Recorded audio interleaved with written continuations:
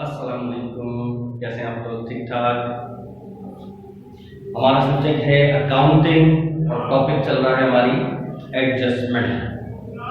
और एडजस्टमेंट की बेसिक मैं सारी करा चुका हूँ, सही, कि एक्सपेंस से रिलेटेड और इनकम से रिलेटेड मेन ये दो एडजस्टमेंट है, ठीक है, जो कि first year, second year, BCom part 1, B Com final, सही, यानी कि पार्ट 2 की एडवांस कॉस्ट में भी थोड़ा बहुत कह सकते हो, यानी सारी क्लासेस के अंदर ही इम्पॉर्टेंट है। उसके बगैर आप सवाल सॉल्व ही नहीं कर सकते। बहुत सारे सवालों में एडजस्टमेंट आता है। जैसे फर्स्ट ईयर के अंदर इनकम स्टेटमेंट का सवाल आता है, एडजस्टमेंट का अलग से भी सवाल आता है। इसी तरीके से बीकॉम सेकेंड ईयर के अंदर सिंगल एंट्री के अंदर एडजस्टमेंट बनी हुई होती है, नॉन प्रॉफिट कंसर्न के अंदर एडजस्टिंग होती है, सही।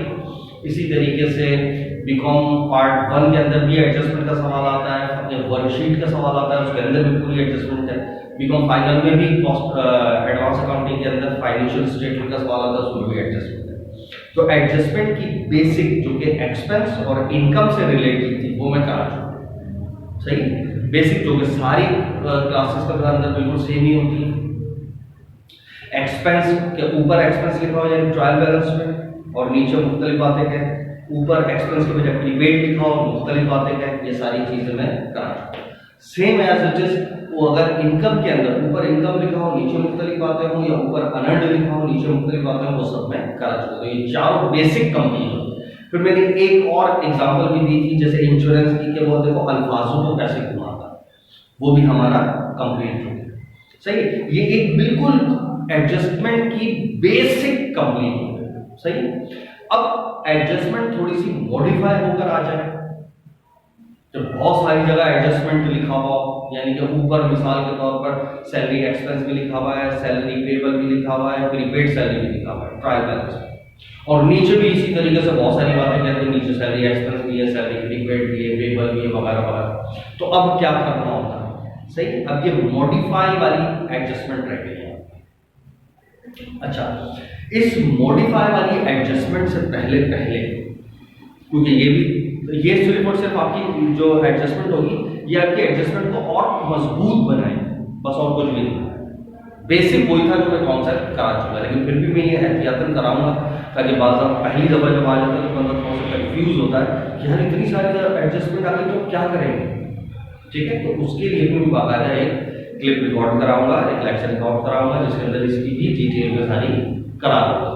तो वो नॉर्मल एडजस्टमेंट के साथ ही बेसिक के अंदर आ जाएगी। फिर जब हम प्रैक्टिकली तमाम पास पेपर्स को सॉल्व करेंगे तो फिर वो हर क्लास के सेपरेट ही होंगे। फर्स्ट ईयर के लेक्चर में फर्स्ट ईयर की एडजस्टमेंट होगी, सेकंड ईयर में सेकंड ईयर की होगी, बीकॉम पार्ट 1 में पार्ट 1 की होगी, बीकॉम फाइनल में फाइनल के क्वेश्चंस की एडजस्टमेंट होगी, ठीक है। जिसे मजीद और वो करना है तो वो सारी क्लासेस के लेक्चर को रीड करें तो उसकी और बहुत सारी होगी, लेकिन कम से कम पहले अपना काम अपनी क्लास के अंदर जरूर करें। अब कुछ एडजस्टमेंट एक्स्ट्रा होती हैं, एक दो, जो जैसे इनका क्या नाम है, एडजस्टमेंट के अंदर मर्चेंडाइज एंडिंग आ रही होती है, डेप्रिसिएशन आ रहा होता है, और अलाउंस फॉर बैड डेट्स। अब इनमें से देखो, जो एक डेप्रिसिएशन, हम सिंपल एक एंट्री रट लेते हैं। बैड डेट्स की क्या, bad debt expense allowance for bad debts खत्म हो गई, फर्स्ट और सेकंड में काम चल रहा है। इसी तरीके से डेप्रिसिएशन की एक एंट्री होती है, रट लेते हैं, depreciation expense debit allowance for depreciation, काम चल जाता है ना। लेकिन जब हम मजीद आगे वाली क्लासेस में जाते हैं, जैसे फर्स्ट ईयर में ये एंट्री रट ली सिर्फ, जब उसमें गए सेकंड ईयर में तो डेप्रिसिएशन का बाकायदा पूरा एक सवाल आता है। उसी तरह बीकॉम पार्ट 1 में भी डेप्रिसिएशन का पूरा एक सवाल आता है, उसके अंदर उसकी कहानी होती है, तो उस वक्त पे बड़ी मुश्किल होती है। हमने तो रटा हुआ होता है। बिल्कुल इसी तरीके से बैड डेट्स की अभी बड़ा मुझे बहुत आसान है, मैं एक एंट्री रटा दूं, या अलाउंस फॉर बैड डेट्स पहले से डेबिट में तो जमा करके एंट्री पास करते हैं, क्रेडिट में तो माइनस करके पास करते हैं, खत्म। अब किसी को पता ही नहीं है क्यों प्लस करके एंट्री पास कर रहे हैं, क्यों माइनस करके एंट्री पास कर रहे हैं। जरा से अल्फाज घूमे में आ जाए तो कभी टीचर क्या कर रहा होता है, कभी टीचर क्या कर रहा होता है, तो एज अ स्टूडेंट लेवल के ऊपर बहुत परेशानी होती है। इतनी चीजें याद कर रहा हो, रट्टा मार लो, उसके बाद फिर एक नई चीज आती है, फिर बंदा करके अच्छा अब ये आया तो फिर आइंदा ये करना है, तो क्या फायदा, ऐसा पढ़ो ये अकाउंटिंग है, ये आ जाए तो ये करना होगा। उसूल समझना चाहिए सबसे पहले, ठीक है, तो मैं सबसे पहले बैड डेट्स के बारे में बता रहा हूँ कि बैड डेट्स की कहानी क्या है। अच्छा, बैड डेट्स में बीकॉम फाइनल के अंदर देखो मैंने यहाँ पर मैंने सारी क्लासेस के नाम लिखे हैं, first year, second year, BCom part 1, BCom part 2, सही है। और टॉपिक अकाउंटिंग है, एडजस्टमेंट का टॉपिक, सब्जेक्ट अकाउंटिंग है और टॉपिक एडजस्टमेंट है। लेकिन बीकॉम पार्ट 1 के अंदर देखो मैंने हाईलाइट कर दिया अकाउंट रिसीवेबल। जब हम टॉपिक अकाउंट रिसीवेबल स्टार्ट कर रहे होंगे तो यहाँ वहां पर ये बिल्कुल as it is bad debt का कॉन्सेप्ट हमें समझना पड़ेगा। विदाउट बैड डेट के कॉन्सेप्ट हम वो सवाल ही नहीं कर सकते। कौन सा? अकाउंट रिसीवेबल का। तो बैड डेट का पहले कॉन्सेप्ट समझेंगे, फिर उसके अंदर जब सवाल में जाएंगे तो उसके अंदर एंट्रीज वगैरह आएंगी, वो कोई हमारे लिए इशू नहीं है। ठीक है, तो सबसे पहले बैड डेट का कॉन्सेप्ट कि बैड डेट्स है क्या है वगैरह वगैरह। तो हम स्टार्ट करते हैं बैड डेट्स के कॉन्सेप्ट्स के ऊपर कि बैड डेट्स की जो एक उसूलिटी है, ये एंट्री कैसे पास होती है, ये कहाँ जाती है वगैरह वगैरह। ठीक है, तो लेट्स स्टार्ट। हमारा मेन टॉपिक क्या है? बैड डेट्स का कॉन्सेप्ट सीखना, उसकी एंट्री पास करना सीखना कि वो कैसे पास होती है। ठीक है, तो यहां से तो नजर आ रहा हो, ठीक है।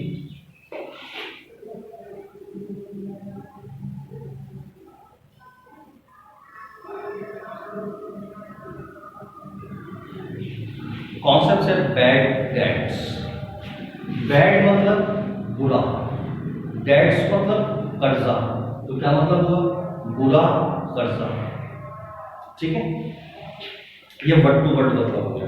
अच्छा, एक जहन में आपको सवाल आ रहा होगा, बुरा कर्जा, जब बुरा कर्जा है तो हो सकता है कोई अच्छा कर्जा भी होगा, तो दोनों में क्या फर्क है?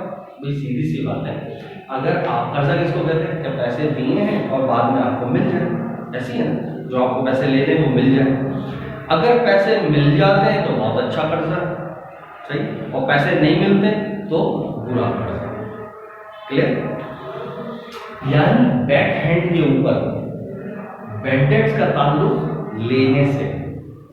बैक हैंड में बैड डेट्स मतलब बुरा कर्जा, पैसे नहीं मिले तो इसका मतलब पहले लेने होंगे ना, इसका मतलब इसकी बेस जो है कहां से निकल रही है? अकाउंट रिसीवेबल से निकल रही है। इसकी बेस कहां से निकल रही है? Account receivable. लेना, और लेना कब होता है? जब आप उधार पे सेल करते हैं। तो यानी जड़ कहां से निकली है? क्रेडिट सेल से। जड़ कहां से निकली? क्रेडिट सेल से। अब ये उसूल याद रखने, एक एक पॉइंट के ये जो हम पढ़ रहे हैं तो इसकी कहानी क्या है। तो याद रखो, बैड डेट्स बेस के अंदर कहां से आ रही है? रुकता कब है पैसा? जब हमें पैसे लेने होते हैं। Account receivable. और रिसीवेबल ये कहां से आता है? जब आप माल क्रेडिट के ऊपर सेल। ठीक है, तो एक्चुअल जड़ क्या हुई? उधार की सेल। क्योंकि कैश की सेल पैसा आ गया, आप थोड़ी डूबेगा। उधार वाला हो सकता है पैसा ना मिले, तो वही वहां से निकलता है बैड डेट्स। तो एक्चुअल क्या है? क्रेडिट सेल्स, पैसा लेना है, और लेने में ही कहानी शुरू होती है बैड डेट्स। ठीक है, बैड डेट्स। अच्छा, अब ये बैड डेट्स बेसिकली यहां तक समझ आ गया। बैड डेट्स, अच्छा जो पैसा डूब जाता है उसको कहते हैं बैड डेट्स, सही। लेकिन अब ये जो डूबना है ना, इसके ऊपर थोड़ा सा एम्फसाइज हो। जो कंफर्म नहीं है डूब गया या मिलेगा ही नहीं, उसको नहीं कहते हैं बैड डेट्स, बल्कि शायद मुझे ये पैसे ना मिले। अंदाजा, एस्टिमेट, गैस, एसेस, प्रोविजन, ये मैंने सोचा है शायद मुझे इन फ्यूचर ये पैसे ना मिल सके, that is called provision. Allowance for bad debts, allowance भी कहते हैं, बैड डेट्स भी कहते हैं, और भी ऐसे ऐसा अल्फाजों से आपको नो होता है। तो ये बैड डेट्स बेसिकली क्या है? It is not a confirmation, it is estimation, अंदाजा, शायद मुझे ये पैसे ना मिले। तो शायद के लिए हम ये लफ्ज क्या इस्तेमाल करते हैं? एस्टिमेशन।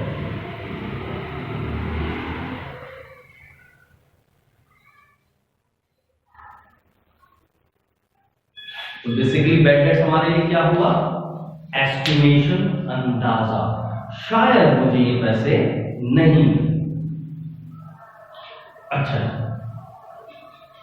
जब भी ये पैसे नहीं मिलेंगे, ठीक है, ये अभी मैं सिर्फ एक लफ्ज बैड डेट के ऊपर बात कर रहा हूं, अभी इसके तो पोस्टमार्टम पे मैं घुसा ही नहीं हूं, अभी सिर्फ लफ्ज बैड डेट्स की बात कर रहा हूं। और जब भी ये हम प्रोविजन लेते हैं, सोचते हैं कि शायद मुझे ये पैसे नहीं मिलेंगे, तो एक एंट्री प्रोड्यूस की जाती है, एडजस्टिंग एंट्री। वो क्या होती है? वो होती है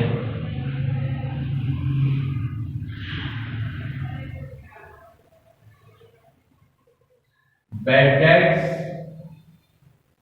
एक्सपेंस डेबिट और allowance for bad debts credit, जितने रुपए सही। एक ये एंट्री पास की जाती है। ये एंट्री कौन सी एंट्री क्या आती है? ये एडजस्टिंग एंट्री है बेसिकली। कौन सी है? एडजस्टिंग। ये कब होती है? एडजस्टिंग, तमाम एडजस्टमेंट साल के एंड पर होती है, ठीक है। ये कौन सी एंट्री है? एडजस्टिंग एंट्री, याद रखना। और कब होती है? साल के एंड में, 31 दिसंबर जो है। मिसाल के तौर पर 2020 चल रहा है, 2020 दिसंबर 31 को हम एक एंट्री पास करते हैं। वो क्या होती है? Bad debt expense debit, allowance of bad debts credit. जिस तरीके से और एडजस्टमेंट एंट्रीज होती हैं, हम ये एंट्री प्रोड्यूस करते हैं बैड डेट्स के लिए। अच्छा, अब सवाल करते हैं हम ये एंट्री क्यों पास करते हैं? ये इसलिए पास करते हैं, देखो एक अकाउंटिंग के अंदर कॉन्सेप्ट होता है जिसको कहते हैं कन्वर्टिज्म। कन्वर्टिज्म कॉन्सेप्ट हमें क्या बता रहा होता है? वो ये बता रहा होता है कि जो मोस्ट प्रोबेबली लॉसेस वगैरह उनको इग्नोर नहीं करना। जो भी इन फ्यूचर अगर हमें लॉस हो सकता है तो वो अपनी फाइनेंशियल स्टेटमेंट में दिखाएं, वो कॉन्सेप्ट के बता रहा होता है, ठीक है। वो जहां बहुत सारे कॉन्सेप्ट होते हैं, गोइंग कंसर्न, फलाना, क्या नाम है, business entity, timeline, time period, accounting period, और इसी तरीके से बहुत सारे कॉन्सेप्ट पढ़ते हैं। तो वहां पर इमेटेरियलिटी कॉन्सेप्ट, वहां पर एक कॉन्सेप्ट आता है कन्वर्टिज्म कॉन्सेप्ट। वो कॉन्सेप्ट क्या कह रहा होता है? वो यही बता रहा होता है कि जो लॉसेस वगैरह इनको इग्नोर नहीं करना, फाइनेंशियल स्टेटमेंट में दिखाना है। अच्छा, क्यों दिखाना है? एक सवाल पैदा होता है। ये इस वजह से दिखाना होता है, या ये इस वजह से कॉन्सेप्ट रखा गया है कि वो उसके अंदर रियलिटी साबित हो, फाइनेंशियल स्टेटमेंट के अंदर रियलिटी नजर आए कि हाँ देखो ये सारे लॉसेस वगैरह दिखाए हैं इन्होंने। इस वजह से ये कॉन्सेप्ट अडॉप्ट किया जाता है। अगर हम ये नहीं करते, वहां नहीं दिखाते, तो इसका मतलब हम इस कॉन्सेप्ट की वायलेशन कर रहे हैं, ठीक है। हम एक एक कॉन्सेप्ट को साथ ले लेके भी चल रहे होते हैं। वो अलग बात है कि हमने कॉन्सेप्ट पढ़े ही नहीं होते, करे ही नहीं होते, बस कर रहे होते हैं, पूरे पूरे सवाल कर लिए, टॉपिक कर लिए, क्लास पास कर ली, पता ही नहीं कॉन्सेप्ट थे क्या, ठीक है। लेकिन एक कॉन्सेप्ट आया तो मैंने यहाँ पर एक्सप्लेन कर दिया। तो एंट्री एक्सपेंस हमें दिखाना होता है, ठीक है। एक्सपेंस डेबिट और allowance for bad debts credit, ये एक एंट्री पास। अब ये कहां कहां कैसे कैसे जाती है, इसको भी हम अपने दिमाग में रखना है। एक एंट्री पास करी, क्योंकि हम डबल एंट्री सिस्टम के ऊपर काम कर रहे थे। बैड डेट एक चीज डेबिट करी तो दूसरी चीज क्रेडिट। डेबिट क्या करी? एक्सपेंस को, और क्रेडिट किसको करा? अलाउंस को, या अलाउंस फॉर बैड डेट्स भी लिखते हैं, हमारे प्रोविजन फॉर बैड डेट्स भी लिखते हैं, एक ही बात है। नॉर्मली पॉपुलर लफ्ज क्या है? Allowance for bad debts. तो ये डबल एंट्री के ऊपर हो गया। अब इसका करना क्या होता है? तो उसूल ज्यादा तो ये चीजें कहां कहां जाती है, ठीक है। ये जो बैड डेट एक्सपेंस है, ये कहां जाएगा? ये बैड डेट एक्सपेंस जो होगा ये जाएगा आपके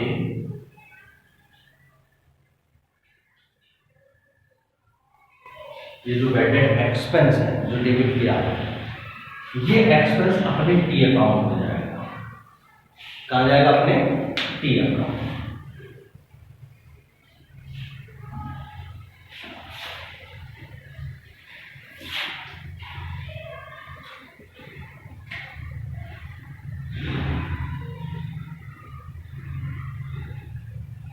किसके? बैड डेट एक्सपेंस के टी अकाउंट में जाएगा। क्या डेबिट होगा? तो ये डेबिट आएगा। एग्री? यहाँ डेबिट है, यहाँ तक ओके। अच्छा, ये वाला ऑपरेटिंग अकाउंट में जाएगा नहीं, और ये जो है ये bad debt expense operating account में चला गया, और ये अलाउंस ऑफ बैड डेट्स ये वाला ये ऑपरेटिंग अकाउंट में चला गया।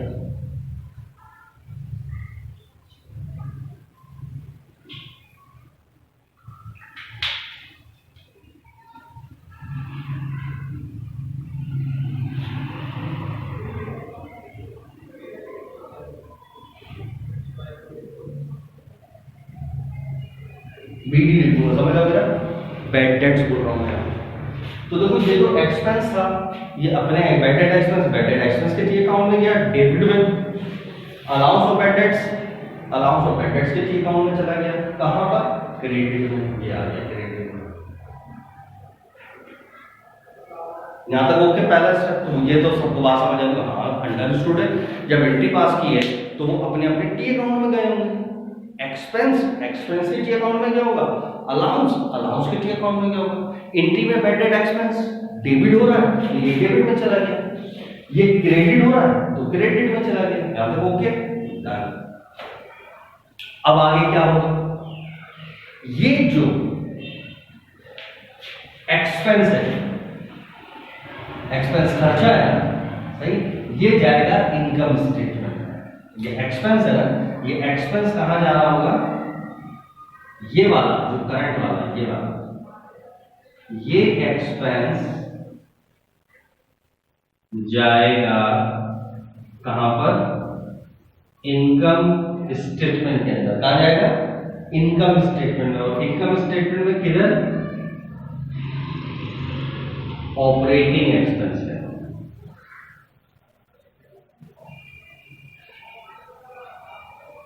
कहा जाएगा?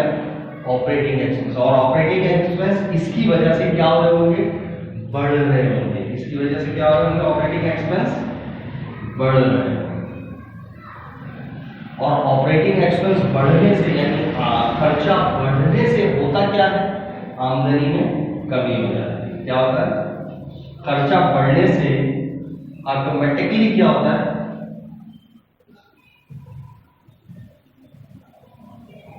इनकम के अंदर क्या आ जाती है? कमी आ जाती है। ये अंडरस्टूड सी बात। जो इफेक्ट्स है, ये इफेक्ट्स है सही। ऑपरेटिंग ये इनकम स्टेटमेंट में, इनकम स्टेटमेंट में किधर आता है? ऑपरेटिंग एक्सपेंस की हेडिंग में। और खर्चों में चला जाता है तो खर्चे क्या हो जाते हैं? बढ़ जाते हैं। और खर्चे बढ़ने से होता क्या है? आमदनी के अंदर कमी आ जाती है। ये इफेक्ट्स है। ये क्या है? इफेक्ट।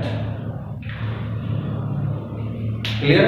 और आपको पता है इनकम स्टेटमेंट किस शक्ल की होती है? ये कहा जाता है इनकम स्टेटमेंट। अब इनकम स्टेटमेंट आपको पता होनी चाहिए यार, इनकम स्टेटमेंट किस शक्ल की होती है।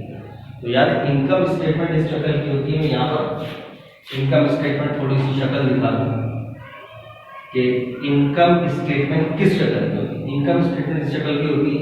नॉर्मली आपके पास सेल होती है, जैसे कुछ भी है सेल, फर्ज करो 1 लाख रुपए की सेल है, और इसमें से लेस कर दिया जाता है क्या चीज?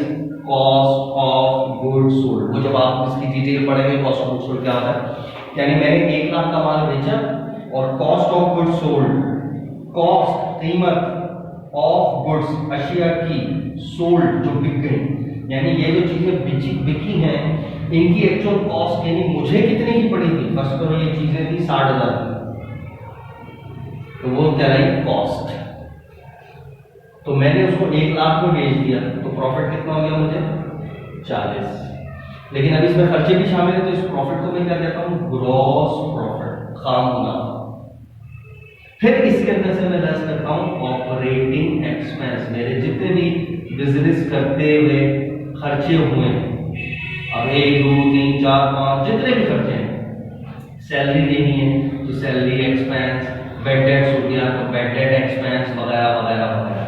अब यहाँ पर जितना भी फर्ज करो 10,000 20,000 ये खर्चे हो गए, ठीक है। तो अब ये 10,000 20,000 कितना? 30,000 खर्चा हो गया। तो 30,000 खर्चा निकालूंगा तो मेरे पास कितना नेट बचा?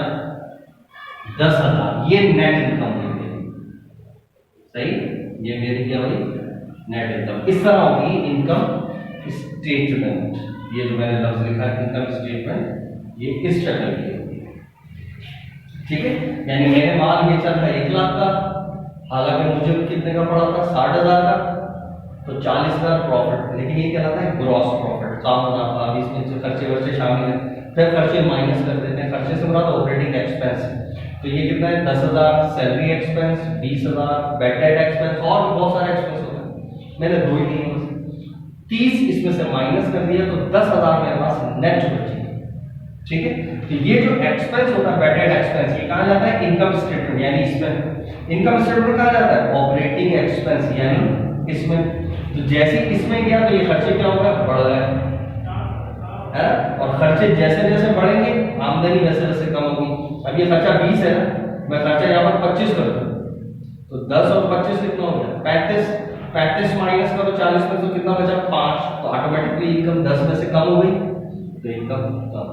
बात समझ आई, ये उसूल समझ आया कि बैड डेट एक्सपेंस कहाँ जाता है ऑपरेटिंग अकाउंट में, और वही वाला डेबिट वाला बैलेंस कहाँ जाता है इनकम स्टेटमेंट में, और इनकम स्टेटमेंट में किधर जाता है ऑपरेटिंग एक्सपेंस में, और ऑपरेटिंग एक्सपेंस बढ़ जाता है। और इफेक्ट के तौर पर भी आपको पता है खर्चा बढ़ने से आमदनी में कमी हो, और जाता कहाँ पर है वो भी पूरी यहाँ पर नीचे मैंने कहानी भी एक्सप्लेन कर दी। तो ये सिर्फ अभी मैंने बैड डेट्स के बारे में बताया, यहाँ तक ओके की रिपोर्ट हो गई। ठीक, डन। तो देखो आज के लिए यहाँ तक काफी, फिर मैं आगे इसको प्रोसीड करूँगा। ठीक है, तो अभी मैंने क्या क्या बताया वो ओके हो गया ना, क्या हम मतलब सिर्फ अभी बैड डेट्स की बात कर रहा हूँ मैं, अभी इसके अंदर घुसा नहीं हूँ। ठीक, अल्लाह हाफ़िज़।